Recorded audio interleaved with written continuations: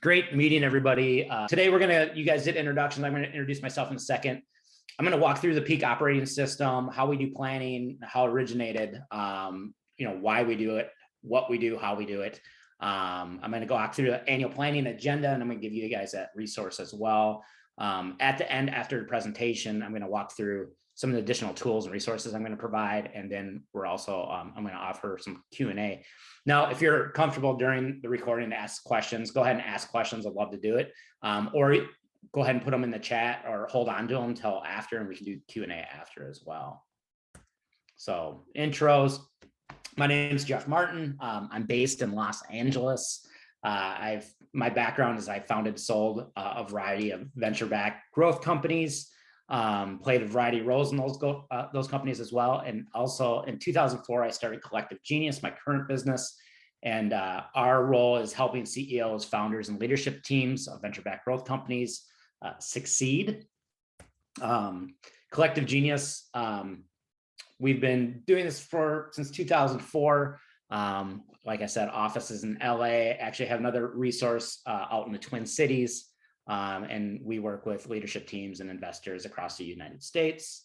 A lot of our work comes through our venture network, such as Sierra, and that's kind of the clients that we focus on. So we really focus from series or seed stage to late series stage, and we help companies in two ways. One, we have the Peak operating system, so our system for planning and operating and executing our system.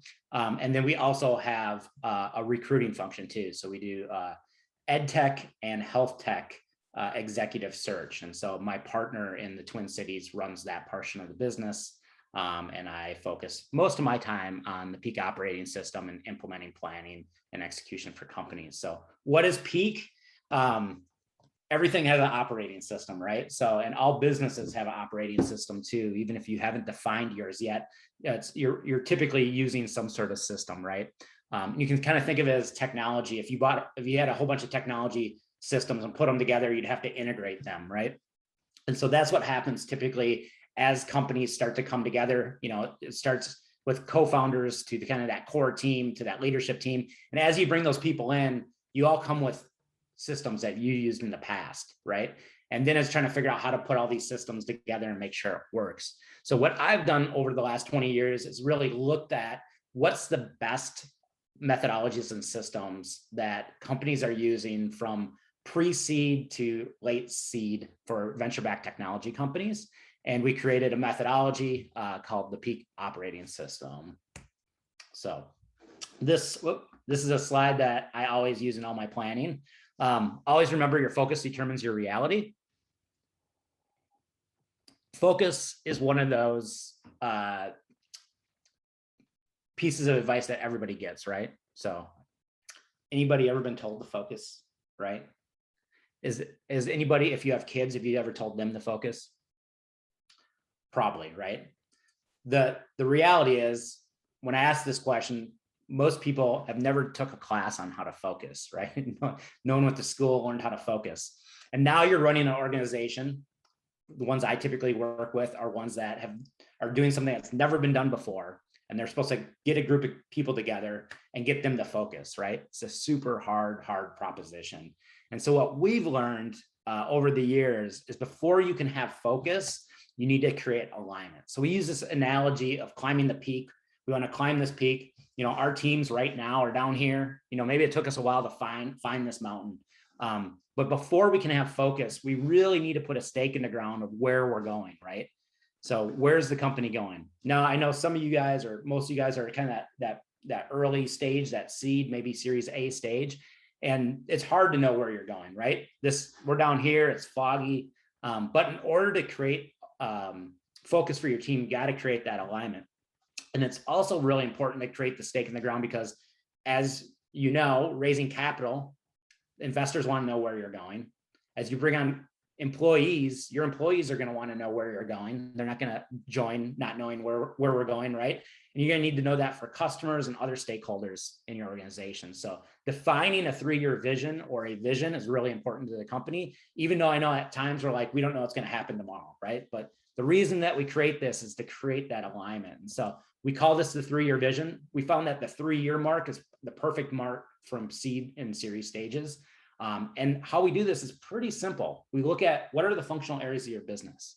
So this is just an example, standard software company, right? We have sales, we have marketing, product, we have engineering, customer success, finance, ops, people, culture. We also have this one, and this is the CEO's role, right? The corporate and capital development. Your job is to create the organization, lead the organization, and make sure that we have enough capital to run the organization. So we typically map out what are the functional areas of the business. If you're earlier stage, you might have fewer of these, right? If you're a later stage, you might have more of these. But typically there's around 5 to 8 functional areas of the business. And there's typically one owner for each one. So at the 3-year mark, in this case, end of year 24, what are the most important things that we want to accomplish? What's the organization going to look like? So we keep it very simple at this stage. We do this in every annual planning, once a year annual. We'll cast the 3-year vision and we'll ask, what are the most important things that we want to accomplish? And we usually only do 3 objectives for each of the functional areas, just to keep it very simple. Now we do functional areas, not to start to create silos, but we do it so we get a 360 view at the organization. And typically for every objective that you want to have, you're going to probably find that objective falls in one of these functional areas. Now you can see that some of these are metric oriented KPIs, key performance indicators, metrics for like maybe it's close a $45 million series. B, maybe it's 50 million in sales. And then you'll see other objectives that you want to do that may not be metric oriented, right? So non-metric oriented objectives. At this stage, once a year, again, we recast this 3-year vision. What are the functional areas and just what are the top 3 objectives in each functional area? So now that we have alignment at the peak of the mountain, now at least our organization and we agree, our team comes together, we talk about these and we set those 3-year vision. Now at least our organization is all climbing the mountain in the same direction, right? So we're now climbing the same direction. As you scale up a mountain, you usually don't go straight to the top, right? You first go to base camp. So for us, base camp is that 1-year plan. So now that we know the 3-year vision, where we're going, what success look like in 1 year's time.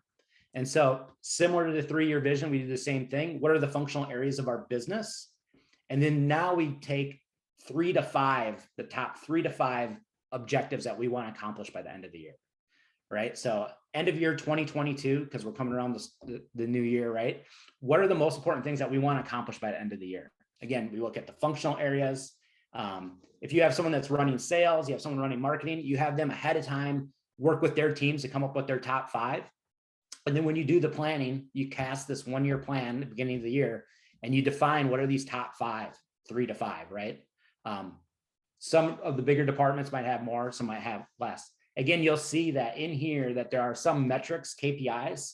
Your KPIs will be represented in the 1-year plan and other objectives, things that you just want to accomplish. All right. So now that we have our 3-year vision and we defined our 1-year plan and we did this as a team, it's important when you do your planning is to do it together as a team, do some prep work ahead of time, come together as a team, plug it in, talk about it, get everybody to agree, and then you stay together. So the most important thing in planning is doing it together and agreeing. So you create that alignment.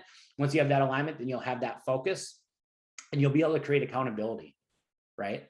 So a little bit about accountability. Typically in an example like this, there'll be a name on each one of these functional areas. So right now, you guys are more seed stage. You might have your name on more than one of these categories, which is very common. And as you start to scale, you'll start to hire different people to do different areas.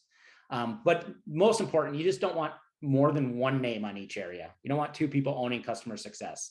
We found it's really important to have one owner on each one of these. But it's okay if your name's on more than one. All right. Any questions so far? Awesome. All right. So now we have our 3-year vision. We know where we're going, our 1-year plan. We know what we want to accomplish by the end of next year. And so we create this cadence, annual planning, and then we quarterly planning. So annual planning, we cast a 3-year vision, the 1-year plan, and we'll do Q1 planning. And then each quarter we'll do planning to get us all the way to that 1-year plan. Once we get to that 1 year, we'll, beginning of next year, we'll recast a new 3-year vision, recast a new 1-year plan, and we'll do our quarterly planning. In each one of these quarterly planning sessions, we focus on a couple different things. We focus on the KPIs that we established in that 1-year plan, and we break that down quarterly and even weekly. And then we'll also work with OKRs. So KPIs are key performance indicators. Those are the metrics that you set where you want to be. And the OKRs are objectives and key results. And I'm going to get into those a little bit more. But the most important thing is think of KPIs of where you want to be and where where the numbers are. And think of the OKRs more about what are we doing and how are we going to do it to accomplish those KPIs. So OKRs are really about creating capabilities within your organization that will drive to those numbers, right? All right. So like I said, with the KPIs, you can see they're already baked within your 1-year plan. And sometimes each functional area will have maybe one big metric. Maybe it's NPS, maybe it's MQLs, maybe it's ARR, right? Sometimes it's harder to find a metric, engineering, 6 completed epics, right? Sometimes it's hard to find that metric. So you want to identify those metrics at the beginning of the year, and then we typically will break those down. So an earlier stage company, maybe you only have 3 metrics, right? Maybe you're measuring ARR, maybe you're measuring getting to close a seed round, and maybe it's product releases. As you advance, you might have 6 to 9 metrics. As you get even more advanced, you might have a couple metrics in each of the functional areas of the business. So we break these down quarterly, and it's really important to break them down quarterly. So we have targets that help inform us where we want to be and what we want to hit that allow us to really build great OKRs. Again, OKRs are the capabilities that the planning that we use to get capabilities. So a little bit about KPIs. They're where you want to go. They're metrics broken down quarterly. And in our weekly cadence, which I'm going to share with you, we actually looked at those on a weekly basis. Anything that's off track goes into a thing that we call the triage list. And then we talk about how to get those metrics back on track. All right, so let's get into building team OKRs. Now, I think from the survey ahead of time, some of you are using OKRs, some of you are not using OKRs, some of you have heard of them, some of you have not heard of them. So I'm going to go through just the highest level on OKRs.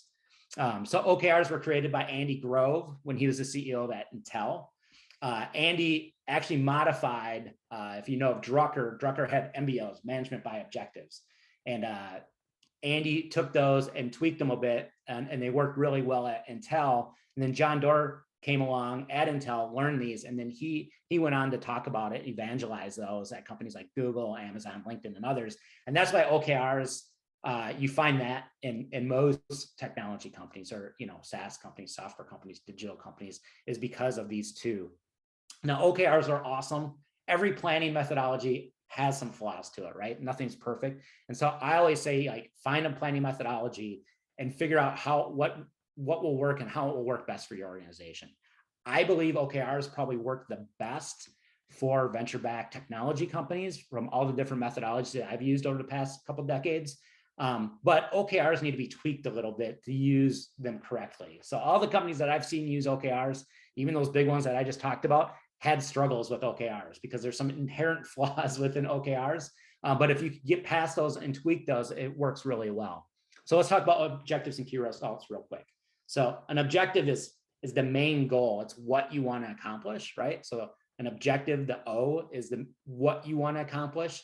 And key results nest underneath that. And the key results are really, how do you accomplish that objective? So all the key results are things that you're going to do in order to fulfill or complete that objective. So you typically have an objective with key results. Some organizations will create 3 objectives quarterly or 5 objectives quarterly or 3 objectives for the year and key results. I'll get into how we do that. But again, just remember that the objective is the what and the key result is the how. Now, one of the things that they teach in OKRs is that you'll cast a couple objectives at the top, and then they'll magically flow down into every part of the organization. So we're all focused on these top 3 objectives. One of the things that we found is that may work once, but it typically never works that way. And so how we build OKRs is in a format of layers. So at the leadership team level, or if you're earlier stage and you have, maybe it's your core team, right? Maybe that 3 or 4 most important people that are kind of leading the organization, or as you build a leadership team, it's who's the head of each of the functional areas that we represent in the 3-year and 1-year plan. Hey, You Jeff. take that. Yep. Do you mind taking questions in the middle or? Oh, absolutely. Absolutely. Yeah. Go ahead. Go for it. Questions, because all of the participants here are pretty much in the same stage, and we had looked at the large companies, and these things looks very good and work very well in the large companies. Number one thing here is, let's say for a company which is kind of let's say a year or 2-year-old looking to get first to 2 million ARR. How much time are we talking about from the CEO perspective? Because once a year it's okay, number one, and number two things are so dynamic, and you don't want to get into planning cycles for hours and having a quarterly. So how much time do you think these things take? So the teams that I work with, we have hundreds of teams that are at pre-seed and seed stage that do planning on an annual and quarterly basis. They'll probably spend a day to 2 days annually, and at least 1 day every quarter. Okay, so 1 day a quarter. Yep, 1 day a quarter, and the annual planning typically takes 2 days. Got it. And you can break that up in a variety of different ways. So a lot of the teams that I facilitate the planning will break up those 2 days into 4 days, and we'll do half days. The quarterly planning is typically about 6 to 8 hours long. We'll break it up into 2 half days. Got it. Unless I'm in person, then we usually do that in 1 day. Got it. And also, like from the cost perspective, I know you're going to share it and all, because that's again an important thing from the startup's perspective, is like, what's the cost structure is like for planning? Yeah. Let's say if you want to, it costs nothing if you do it on your own. So I'm going to give you guys a variety of tools that will get you guys started to do this if you haven't done planning in the past. So I'm going to provide a variety of tools for you guys. If that works and I'm also going to give you guys a one-on-one session with me for 30 minutes ahead of the planning to help prep you for it if you want to leverage this system, which is going to be free as well. So I would think coming out of this presentation, the tools I'm going to give you, if you guys haven't done planning before, you'll definitely uplift your planning and be at a new level than you have in the past. If you want more than that, I have Rucksack online with all our tools. Every single one of our tools is online that you can subscribe to. Or if you want more than that, we can talk about what I do and how I facilitate as well. But I'm hoping to come out of the presentation to give you guys enough tools to uplift you if you haven't done this in the past, to be able to do it on your own. Got it. And also, like, are there any, like, I know there are for several tools or software these days for OKRs, and also when you're saying tools, so are you referring to them, or you have your own tools, or like? My suggestion is to start with a methodology of planning and then move to tools. One of the biggest struggles, and I work with all the OKR companies, I know all of them. One of their struggles is getting people to use the OKRs correctly. And it's hard because at each stage you might want to be using is a little bit different. So what I have the capability to do is help right size it for people based on the organization and the size of the organization and how it's structured. So I would definitely start with defining a methodology of planning and execution that you want to use. And once you get the team educated on that and it's working, then you can start to leverage different technologies to have a place to put it. But the methodology is most important because you want your team operating in one language. So, when I use the example, when I started, different people coming together with different processes, what I like to do is come in and teach a methodology that everybody understands. As they learn that, they get really good at it, and it's basically putting in one piece of technology that everybody's using first, or methodology. And then once you guys get really good at that and you're confident with it, then I would say move it to a technology. Got it. Okay. No, thanks a lot, Jeff. I had to drop, so I wanted to ask questions. I'll definitely seek one-on-one, 30 minutes for you. Yeah, absolutely. Thank you very much. Yep, no problem. All right. Jeff, just one question. Would you mind if I can also hold off to later if you like? No, go for it. I love I'm usually used to having people on video, so you guys have wonderful pictures, but yeah, you can see that my blank picture is probably my best one. So, think about where we are, seed company, like a seed runway is 12 to 18 months, like on the 18-month side, and you want to be, fundraising 4 months for that. So you're trying to achieve that 1-year plan, right? Is there a way that you recommend incorporating a little bit more agile of approach in terms of retrospective?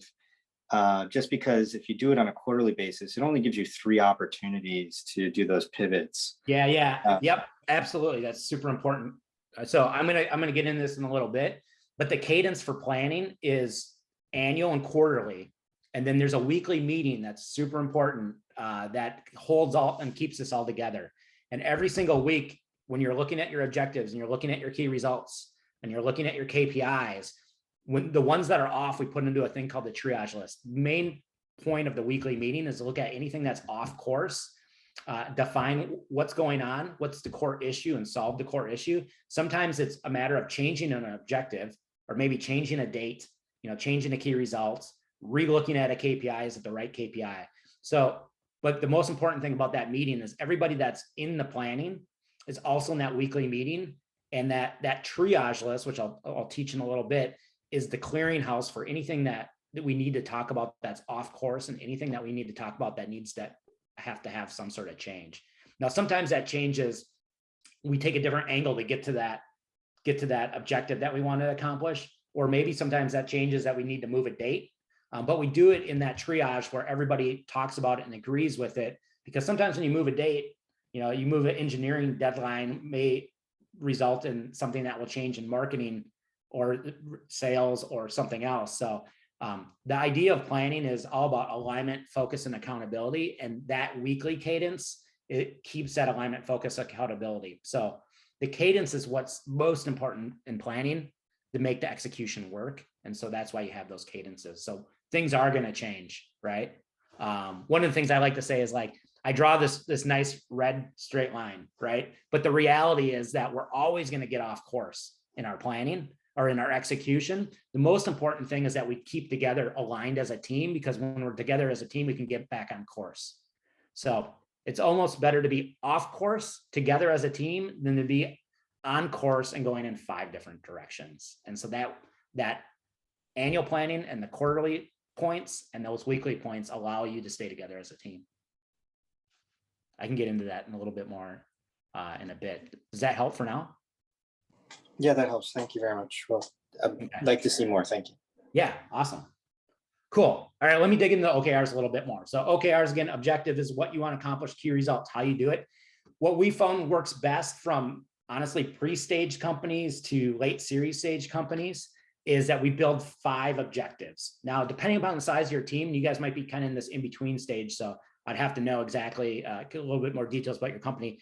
If you're very early stage, sometimes it's great just to do 3 objectives a quarter. Now, these objectives are at the core team or the leadership team. What are the most important 3 or 5 objectives we want to accomplish in the quarter? There's a methodology to get to this, and I actually am going to give you guys the tool. So right here, I have the OKR tool that explains how to do this in detail. I'm also giving you this 1-year plan guide as well. So we create, let's just say for now, 5 objectives. And then we create the key results. Again, the objectives are what we want to accomplish in this quarter. And then the key results are how we're actually going to accomplish that. Everyone has a name on it, every objective and every key result. So one thing is the note is that sometimes the key results have different names on it, and that's okay, because a lot of these things that you're doing are cross-functional. And that's what's really important about the planning. Everything is tied to something else. So we usually do 5 objectives at the top. 5 biggest things that we want to focus on over the next 90 days, and then we'll create key results under that.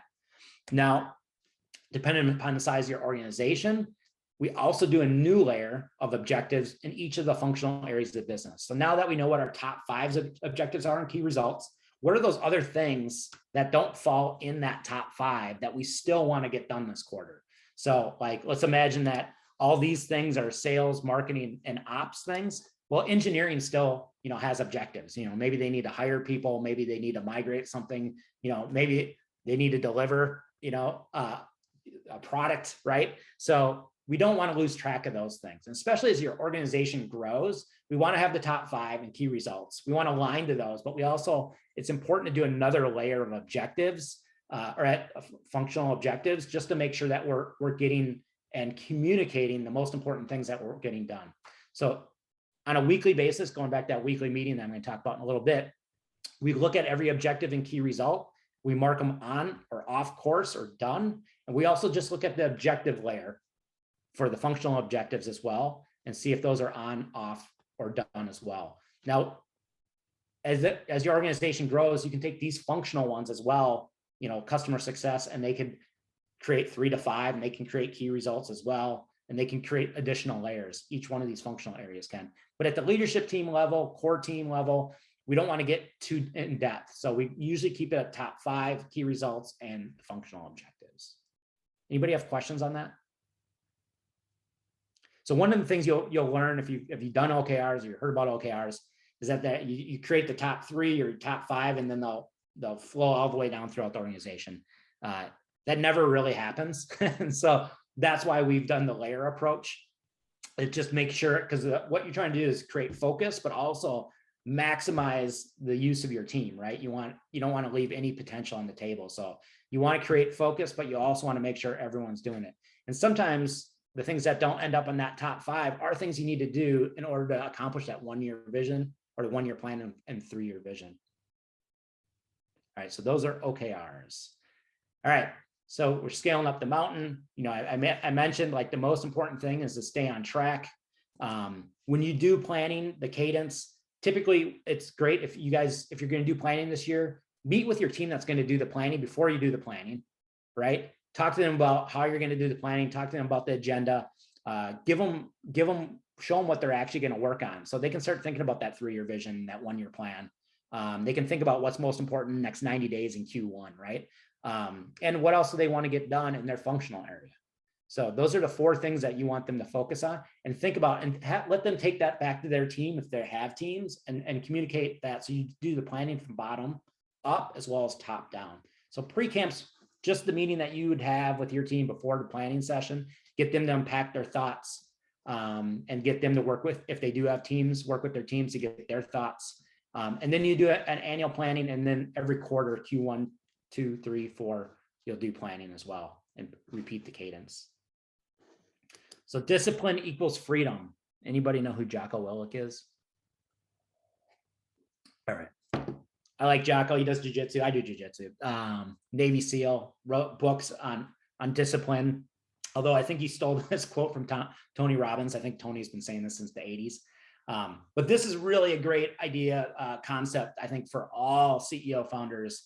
Again, pre-seed to late series stage, is getting your team on a system frees you, right? Like, if you're raising capital and you're leading an organization, you already have 3 jobs, right? So to get your team aligned to what they believe and you believe are the most important things to work on, and also to define what they're going to work on and how they're going to work on those things, and to let them go start hiking up that mountain without you having to look at everything or recommunicate everything, is very freeing, right? And so having that discipline of that cadence of that annual and quarterly planning and that weekly meeting is freeing.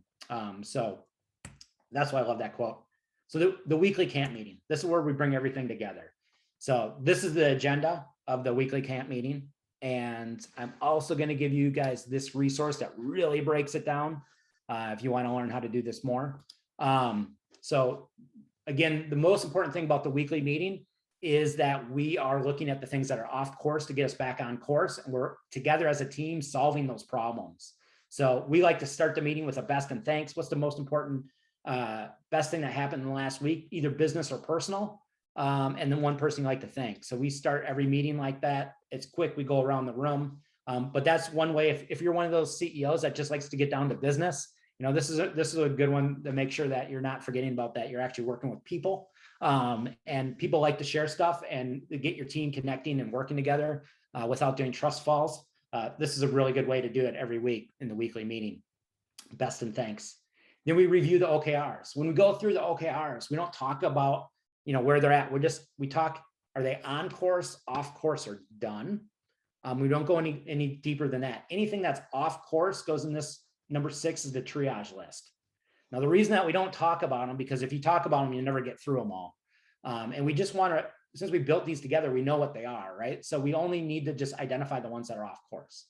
Then we get to our KPIs. Again, if you're an earlier stage team, you might only have like 3 KPIs that you're looking at each week. As you grow, you might have 3, 5, or 12. Those KPIs, same thing. We don't discuss them. We just mark, are they on course or off course? Anything that's off course goes into the triage list. Then we get to team updates. This is unique. Most companies, when they do their team meetings, their core team or leadership team, they go around the room and they give updates, right? That's the majority of the meeting. And sometimes that's all the companies do. And we all know when we've done that in the past, that sometimes it gets to you and there's really nothing to talk about, but you always talk about something. Otherwise people are going to think you're not doing anything, right? So when you go around and give updates, that's great. But since you built the plan together, we all know that we can all assume things are on track unless they're off track, right? So we really don't need to give updates. So what in this part of the meeting, what we usually have, our peak teams usually have 0 or 1 updates. And the updates they must be planned ahead of time. And the update, we're very strict about these rules because the most important thing is to have an efficient and effective meeting for everyone, right? And so they have to plan it ahead of time. It has to apply the majority of the people in the meeting. And there's no discussion. It's just an update, right? So if it's an update with a discussion, we put it in the triage list. So we save a lot of time by not doing team updates because we built the plan together and we're being very strict about how we're using this time and information. Next part is to-dos. I'll get to that in a second. The triage list, like I talked about. So in the triage list, typically you're going to have a list of things that are off course, objectives, maybe key results, maybe KPIs. And then you're also going to ask your team, is there anything else that we want to discuss today? You'll put those on the list as well. You'll clean up the list, take anything off that's not relevant anymore. And this triage list is a living list for your leadership team or your core team to look at every week. So even during the week, if you think of something that you want to talk about, you can put it on the list at any time. Now, once we get to this portion of the meeting, we've added new things. There's stuff on there. We'll usually pick 3 to start. What do people want to talk about today? What's urgent and what's important? Both of those, right? And we choose 3, the team chooses 3, and then we look at the first one, whoever has their name on it, because someone's going to own the objective or key result or metric or discussion. They talk about what's going on. And then as a team, we try to identify what's the core issue, or is there multiple issues, and how can we solve those? So if it's an objective that's off course, how can we get that back on course? What's the solution? And maybe that solution's a different tactic to get there, or maybe it's that we just need to wait. It's off course, but we feel like it's going to get back on course. Maybe we need to change the date, but it's the clearinghouse where we have those conversations. So this is where we keep that alignment as a team. And then we go through, those 3, and then we look at the time, see how much time we have. We try to do 3 more. We always choose 3 just to allow the people to feel comfortable that maybe one of theirs is going to get done. If you do 1 at a time, sometimes people can't think because they're worried that they're not going to get to their discussion topic.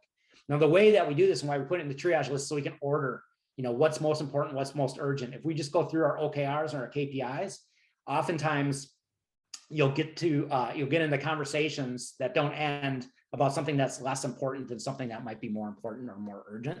So that's why we collect everything in the beginning of the meeting, put it in the triage list, and then we go through the ordering process. And most importantly, we're trying to solve issues or identify opportunities so we can make steps to move things in the right direction. So this, I don't know, I'm sure everyone raised their hand if you've ever been in a meeting where someone went on and on about something and then the meeting ended, right? So that's how we kill that, is that we order it and we focus on what's most important. So that's the triage. Anytime that we come up with a solution, there's usually a next step. We just put that on the to-do list.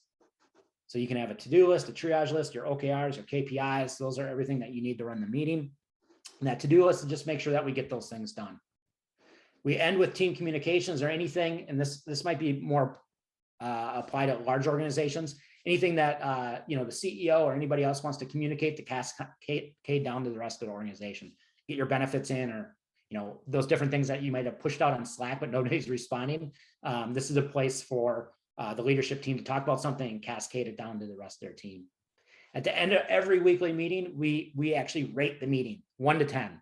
And we rate it on how well did we do this meeting as a team, right? So the goal of this is to make these meetings effective and efficient and keep them that way. So we rate the meeting from 1 to 10. Anything under 9, you have to explain why. So I might come late and say, I rated an 8.5, great meeting today, but I came late, or Steve was on email the whole time during the meeting, so it wasn't very effective. Any questions on the meeting format? All right. So this is, I'm going to peak annual planning. So I'm going to talk a little bit about the agenda, and I'm going to give this to you guys too. So I got the planning agenda here and how you can organize that. And again, you can also set up a time with me if you want to go into this type of planning and want to right size it for your organization. So a lot of the stuff I just discussed is in planning. So you start the session with your team. You do best practices, try to get your team to know this is equal, open, transparent environment. Let's talk about the things. Let's not, the elephants in the room should come out. That's going to be really helpful in planning. Otherwise, those things are going to keep you stuck if you don't address those. It's great to have everybody write down their expectations for the planning session, right? What do you want to get out of this? What's success look like for you in the planning? So you really, as the role of the CEO or the person organizing this, you really want to get everyone really talking and discussing and participating. So what do they want to get out of this? Some CEOs like do roles and responsibilities. So this is a good opportunity to review what's your role, who owns what. So who owns sales, who owns marketing, what's your roles and responsibilities? It's great to identify that in the session, because as you build that 3-year vision, 1-year plan, you can see it, we've built it functionally. Your team will start taking responsibility for those functional areas that they're building out and succeeding to hit those visions in that plan. So sometimes we review these roles and responsibilities. It's good to do a team survey.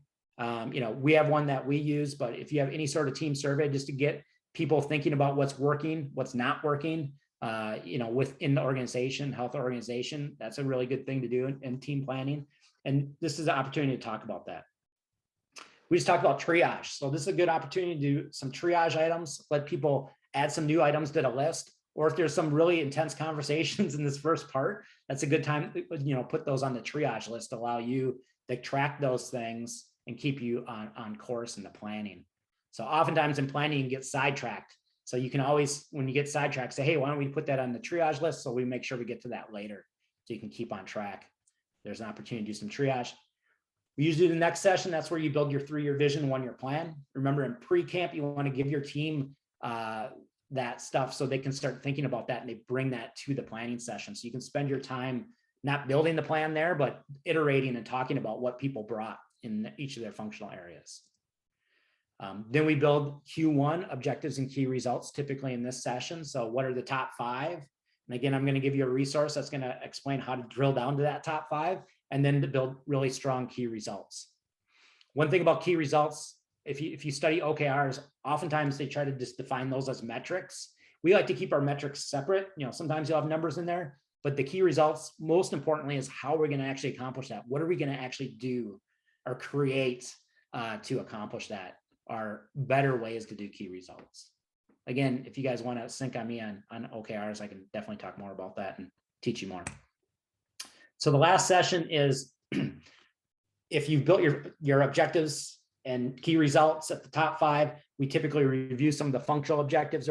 As a smaller team, you'll probably have less of those, but there will probably be some in there that are important that you might want to get done that may not have ended up at the top 5. We look through the triage list again at the end, anything that we can take off. We keep that to-do list that I talked about too. So any quick to-dos. Again, triage are discussion items. The to-do list is just simple, quick to-dos that we might want to do. So we might get sidetracked in a session, and all we really need to do is Sue needs to tell Liam to make an introduction of an investor or something, right? Simple as that. Triage and tool will keep you on track during the planning session. And then at the end, the last thing we do is review those expectations, make sure that we met all those expectations that we wrote down in the beginning. Anything that didn't get met, we put it in the triage list for that next weekly meeting. Just like the weekly meeting, we'll rate the meeting and close the meeting at the end. So that is how we do the planning. Again, I'm going to give you the peak annual planning agenda. I'm going to give you guys how to build the 1-year plan, how to build your OKRs. I'm going to give you the weekly camp meeting format as well, so you guys can. This should be really strong for building blocks for you guys to do your planning and start executing.